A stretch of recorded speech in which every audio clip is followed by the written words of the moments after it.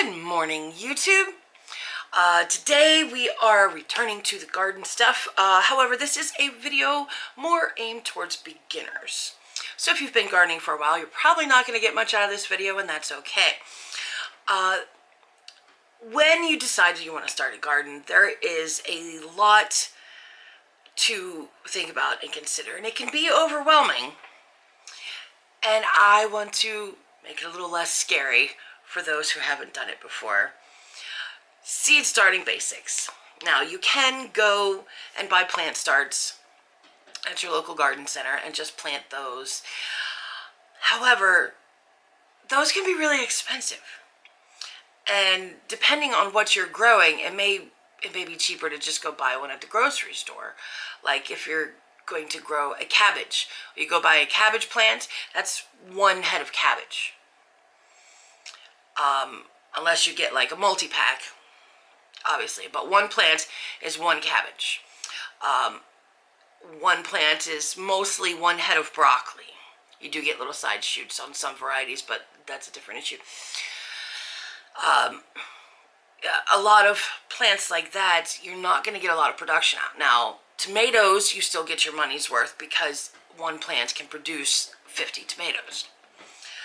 But the best way to save money in your garden is to start by seeds.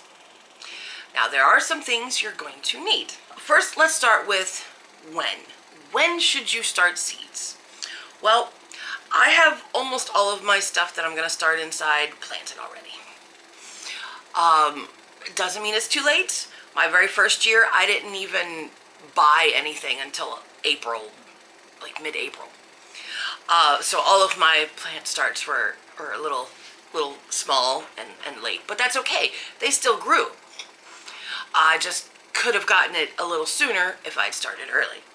Some things you really have to start early if you want any production out of, and some things you could just direct sow into the garden when it warms up. But it all depends on your region and what you want to grow. Look up on the internet your last frost date. Now this is different than like your growing zone. Growing zone really only matters to growing perennials, and that has to do with, will they overwinter in your garden? Or will it get too cold to kill the plant off? Anything else, most of your vegetable production, fruit production is going to be an annual anyway. It dies off at the end of the year. So you need your last frost date. That will be the average last date that you'll have a frost in your area. And you can look it up specific to like your zip code. It's different for every zip code. You have to look up your specific one. My last frost date is April 27th. I generally don't plant tender things that will get hurt by frost, until into May. Sometimes mid-May, because sometimes we get frost warnings up until May 15th. Once you find your last frost date, then you can count backwards weeks from there. Different things need different amounts of time to grow before you want to plant them out. Peppers, they say, start 8 to 10 weeks before your last frost date.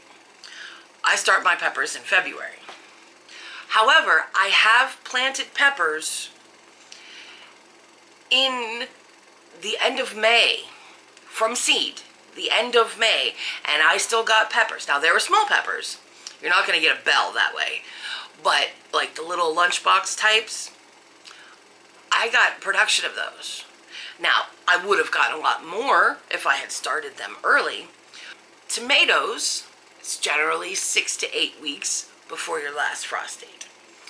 But if you want to plant something like something bigger, like a bean or a cucumber, and you want to get a head start on those, you're only going to need a couple weeks because they grow fast. However, those things I just direct sow in the garden. But my amount of time in the garden, the frost-free from last frost to first frost is about 176 days. So I have a good amount of time in my garden. Some people up north have a much shorter range of time where there's no frost. They may want to start everything indoors. So when is going to depend on your plant and your last frost date. And I tend to go a little earlier just in case I have to replant, like I didn't get germination or I forgot to water and I killed my plant, because I still do those things. My onions were all flopped over last night. Like, it happens. Even to people who have been gardening for a long time. I suck at watering. All right. After the when, let's go to the where. You're starting seedlings, you're going to need somewhere to put them. You can't put them in the garden until after your frost date, generally speaking. So what are you going to do with them? Well, the old traditional thing is to put them in a windowsill. South-facing windowsill, because the south-facing windows get the most light, especially wintertime. However, a lot of times it's not enough for plants because our modern windows tend to block UV light, which is very important for plant growth. So you could give it a try, especially if you have an old south-facing window. But if you're only growing a few plants, it's worth giving it a shot. If you have a greenhouse, well, then your problems are all solved. Everything goes in the greenhouse. But if you're just starting gardening, you probably don't have a greenhouse. Mine are in the bedroom. So I've got lights, the whole setup. I turn them on in the morning and I turn them off when I go to bed. How much light they need does kind of depend on the light that you use, but generally 16 hours is your ideal.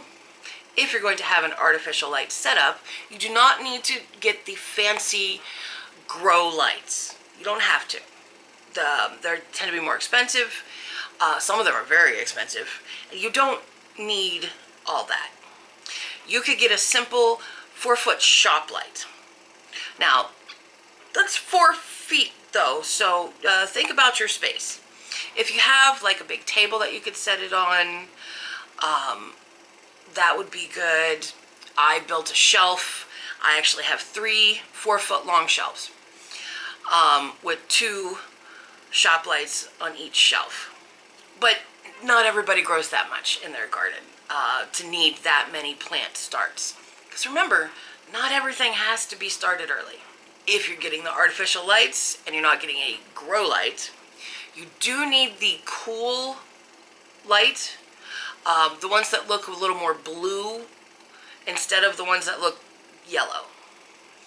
It makes a big difference with the plants. They need the blue lights, basically. They need that blue. It's good for plant development and their health. They will not do well with a yellow light. There are many options out there that you can use, but I have found that the cheapest light setups are the 4-foot shop lights. You can use the LED ones or the fluorescent ones. I actually have a mix of both. Either one works, whichever you can find, but it is 4 feet of space that you have to find space for.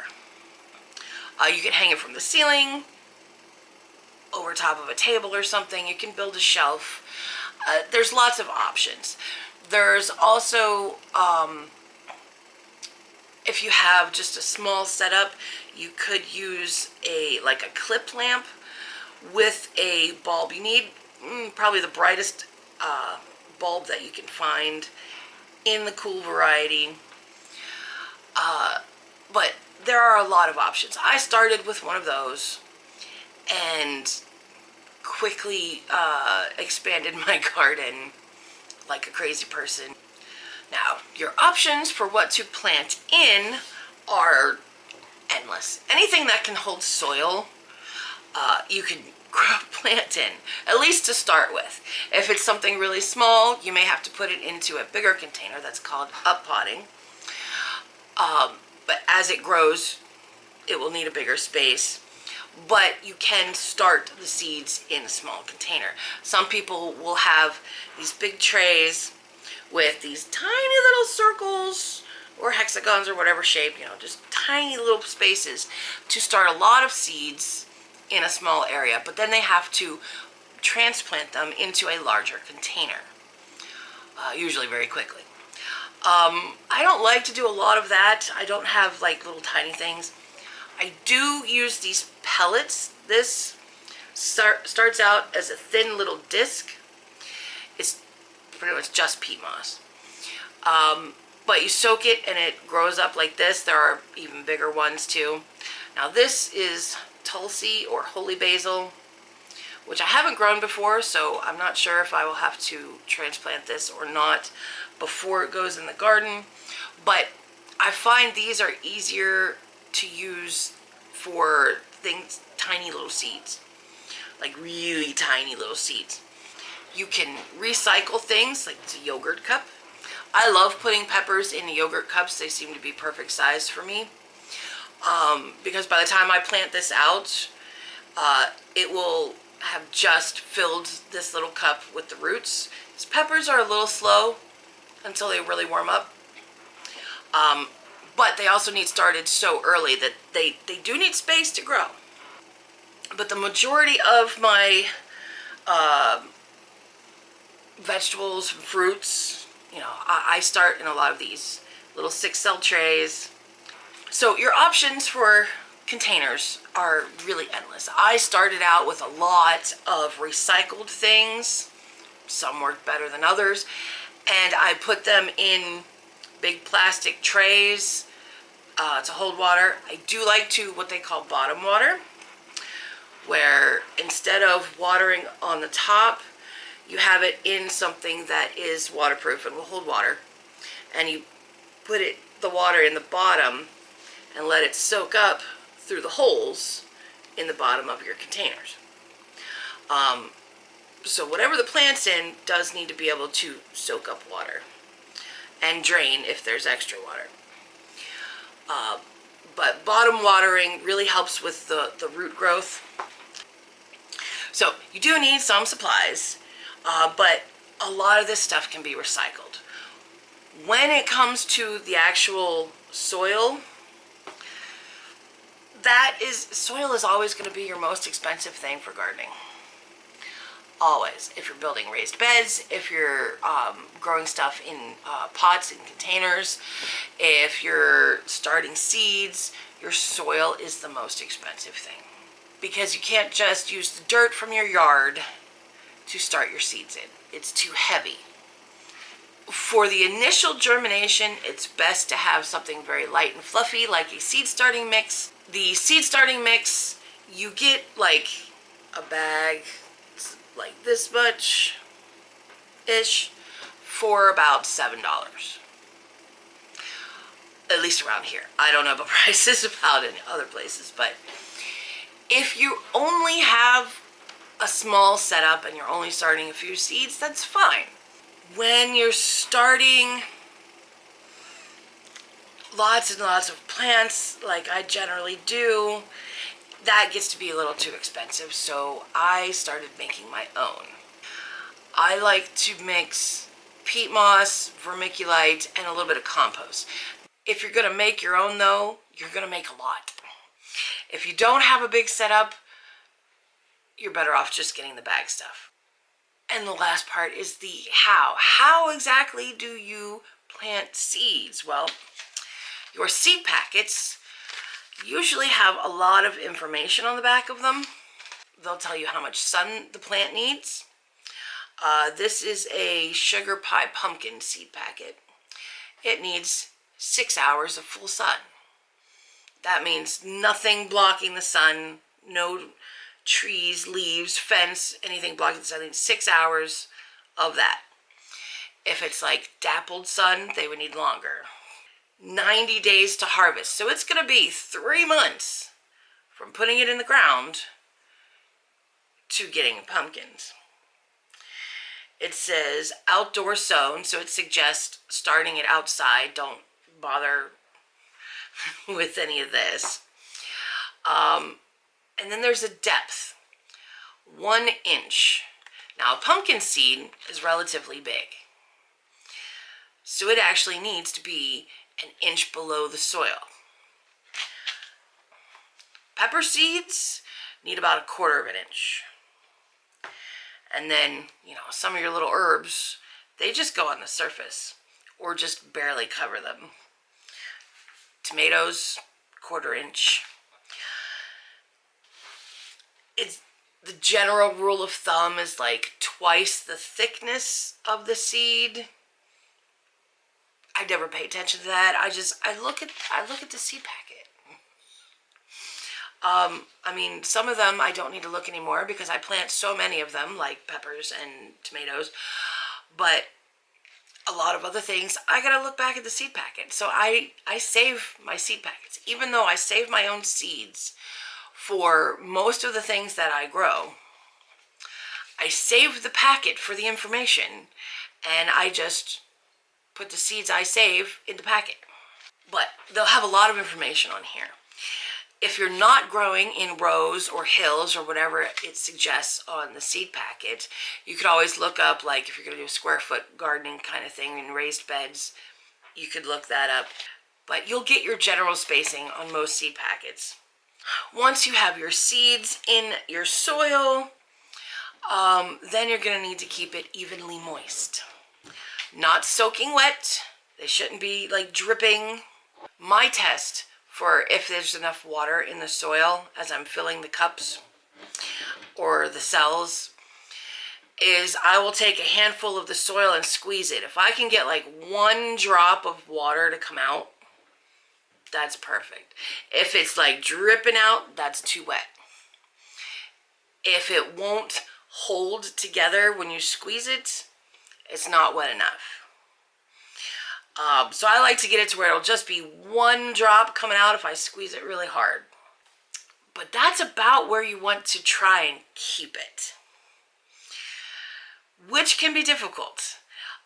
Some people will water their seedlings, just a little bit of water every day. I do have like a spray bottle, which is easier to kind of keep the tops moist when you're look at the tiny seed things. And I will just spray the top of them.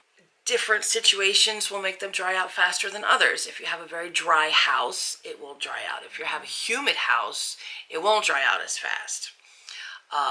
Warmer dries out faster than colder, so anything on a heat mat is going to dry out faster than everything else. Covered or not covered, when you buy like one of the big trays with the pellets in it or things like that, they often come with what they call a humidity dome. It's a clear plastic lid. That helps keep the moisture in. You don't have to water as much.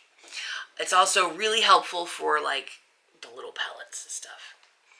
Once they germinate, you don't need to cover it. If you keep them covered too much or they're too wet, you can start to see some mold. Try and let the tops dry out just a little bit more before you water if you're getting some mold. Although that is hard when you're trying to germinate. Some things take a long time to germinate, like 3 weeks, 4 weeks, sometimes longer. And it's a balancing act of keeping it moist, keeping the mold off. After that, just watch your plants every day. And if they need a bigger container, then you're going to want to put them in a bigger container. I don't have anything that's that large yet, but if you pop the whole thing out of your container and you can see roots starting to go around the bottom, it's definitely time to put it in a bigger container or out in the garden. If you're like really close to being planting outside, just wait and plant it outside. If you have the little pellets and you have roots coming out of the bottom, it's time to put them in a bigger container. Different plants go outside at different times. Most of the plants that produce food go outside after your last frost. Most. Well, that's pretty much all the basics. It's enough to get you started. We'll do more of these videos as it's time to transplant into the garden so that I can show you. But that's about it for today. So thanks for coming along with me. May the Father bless you. Shalom.